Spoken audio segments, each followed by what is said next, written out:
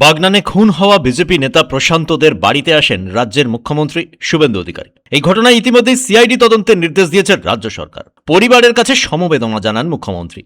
পাশাপাশি কোনো অপরাধীকে ছাড়া হবে না বলে আশ্বাস দেন তিনি। এবং ডিআইজি, এসপি, জেলা শাসক সবাই ছিলেন। আমাদের হাওড়া জেলার 3 এমএলএ আমার সঙ্গে ছিলেন, যারা আমাদের পার্টির এমএলএ, বিজেপির এমএলএ, আমার কলিগ তারা ছিলেন। আমি পুরো বিষয়টা রিভিউ করেছি।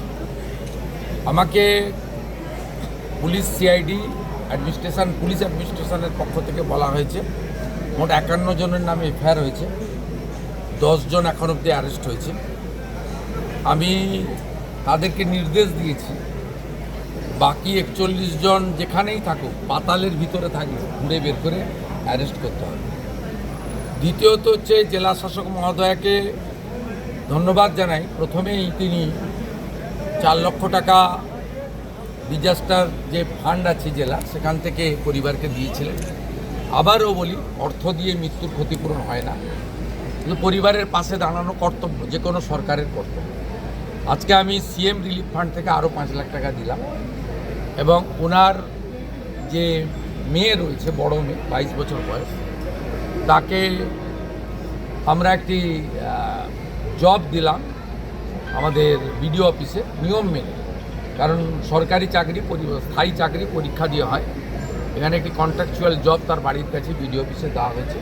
নিশ্চয়ই আগামী দিনে তার ভবিষ্যৎ আমরা দেখব, আমাদের ক্ষমতার মধ্যে দেখব। এটা টেম্পোরারি তাদের পরিবারের পাশে দাঁড়ানো, যাতে পরিবারের মূল আর্নিং মেম্বার তিনি চলে যাওয়ার পরে পরিবারটি অনাথ না হয়ে যায়, এটাও আমাদের কর্তব্যের মধ্যে পড়ে।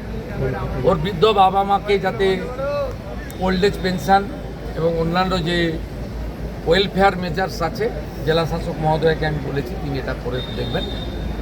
আর আমি পরিবারকে বলে এসেছি যে এফআইআর নেমড অল অ্যাকিউজড, যাদের বিরুদ্ধে এভিডেন্স আছে তাদের প্রত্যেককে সিআইডি অ্যারেস্ট করবে। CID also a part of the police, অর্থাৎ এটা পুলিশ মন্ত্রীর রেসপন্সিবিলিটি।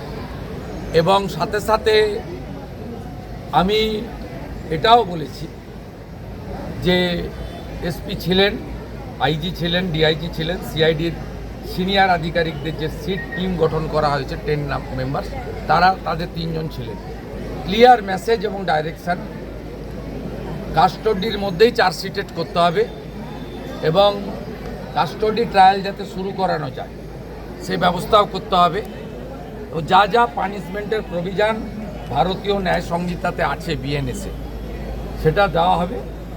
আমি একাধারে পুলিশ মন্ত্রীও যেমন, ল জুডিশিয়াল ডিপার্টমেন্টও আমি দেখি।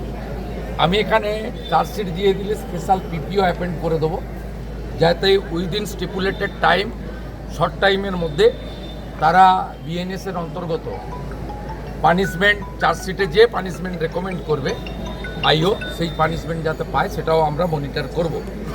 এর আগে এই ধরনের অনেক ঘটনাতে বিচার পায়নি বলে আজকে এই আস্ফালন হয়েছে। 2021 সালে পোস্টপোল ভায়োলেন্সে এই এলাকায় প্রচুর এই ধরনের ভুরি ভুরি অভিযোগ আছে। বাইনানে তো একজন মূকবধির মহিলাকে রেপও করা হয়েছে, যে মামলা সিবিআই নিয়েছে। এগুলোতে পানিশমেন্ট হয়নি বলে প্রকাশ্যে বুক ফুলিয়ে গুন্ডারা, খুনিরা, অত্যাচারীরা ঘুরে বেড়াচ্ছে বলে এদের সাহস বেড়েছে।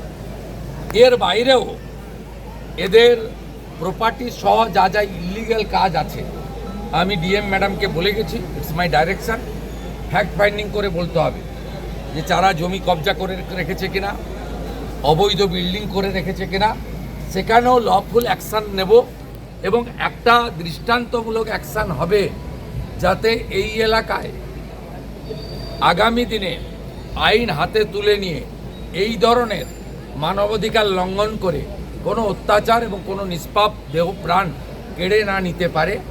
এটা হচ্ছে আমাদের দায়িত্ব, কারণ শাসকের আইন উঠে গেছে এই রাজ্যে, এখন আইনের শাসন প্রতিষ্ঠা হয়েছে, এটা প্রতিষ্ঠা করার দায়িত্ব আমার। এর আগে পুলিশ মন্ত্রী, মুখ্যমন্ত্রী আমার জানা নেই তারা ভিকটিমের বাড়িতে এসে কেস মনিটরিং করার কোনো ইতিহাস আপনাদের চোখেও পড়েনি। তো আমি বলতে পারি যাদের ত্যাগের বিনিময়ে এই রাজ্যে রাষ্ট্রবাদী সরকার তৈরি হয়েছে। আমাকে মুখ্যমন্ত্রীর মতো গুরুদায়িত্ব আপনারা দিয়েছেন। আপনাদের ভরসার জায়গাটাকে সম্মানের সঙ্গে, আস্থার সঙ্গে রক্ষা করার দায়িত্ব আপনাদের মুখ্যমন্ত্রী। শুভেন্দুবাবু, আপনি প্রথম দিন কয়েকদিন আগে হাওড়ার বাগনান থানা এলাকার পাইকপাড়িতে একটি অনুষ্ঠান থেকে ফিরে আসার সময় একদল দুষ্কৃতী প্রশান্তকে বেধড়ক মারধর করে রাস্তায় ফেলে যায়। বিজেপির অভিযোগ, এই দুষ্কৃতীরা তৃণমূল আশ্রিত। এরপর প্রশান্তকে কলকাতার একটি হাসপাতালে নিয়ে গেলে চিকিৎসকরা তাকে মৃত বলে ঘোষণা করে। এই ঘটনায় আরও 3 জন অত্যন্ত আশঙ্কাজনক অবস্থায় কলকাতার এসএসকেএম হাসপাতালে ভর্তি। অভিযোগে তীর আন্টিলা গ্রাম পঞ্চায়েতের উপপ্রধান শেখ মফিজুল ও তার দলবলের দিকে। ঘটনার পর থেকেই তৃণমূল কংগ্রেস কর্মীরা এলাকা ছাড়া, পুলিশ চিরুনি তল্লাশি চালাচ্ছে। মুখ্যমন্ত্রী হবার পর বাগনান এলাকায় এই ধরনের ঘটনায় রীতিমতো ক্ষোভ প্রকাশ করেন শুভেন্দু অধিকারী। কোনো অপরাধীকে ছাড়া হবে না বলে আশ্বাস দেন তিনি। অন্যদিকে মুখ্যমন্ত্রীর আশ্বাস ও পদক্ষেপের পর মৃতের পরিবার সন্তোষ প্রকাশ করেছে। ব্যুরো রিপোর্ট, পূবের কলম ডিজিটাল।